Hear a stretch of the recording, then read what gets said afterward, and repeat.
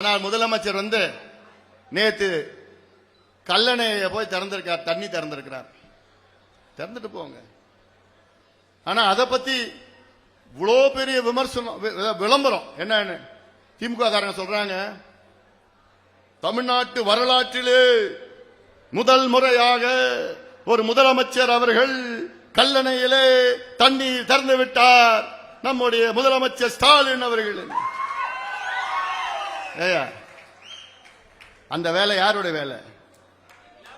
அந்த கல்லணையை ஆபரேட் பண்ற பிடபிள்யூடி ஆபீசரோட வேலை,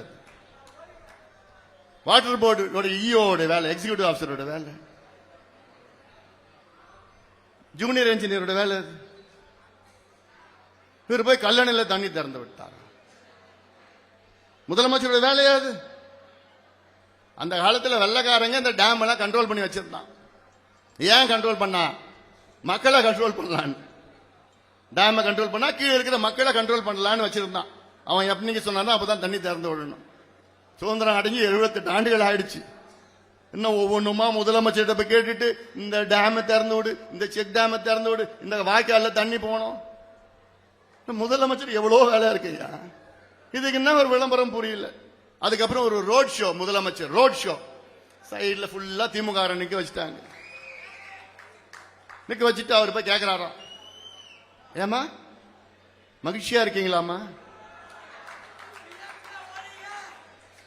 அவங்களும் ஐயா நாங்க ரொம்ப மகிழ்ச்சியா இருக்கோம் ஐயா. யாரு பார்த்தா திமுக. அதுக்கே முன்கூட்டியே கேள்வி, ஏமா அவர் உங்களுக்கு இந்த கேள்வி கேட்பாரு, நீ அதுக்கு பதில் சொல்லணும். மறுபடியும் 2வது கேள்வி இந்த கேள்வி கேட்பாரு, அதுக்கு பதில் சொல்லணும். முதல்ல அந்த விடையை முதல்ல சொல்லிடணும். அதுக்கு தகுந்த மாதிரி பதில் சொல்லிட்டு இருக்கோம். யார் மகிழ்ச்சியா இருக்கிறா தமிழ்நாட்டில்? யார் மகிழ்ச்சியா இருக்கிறா?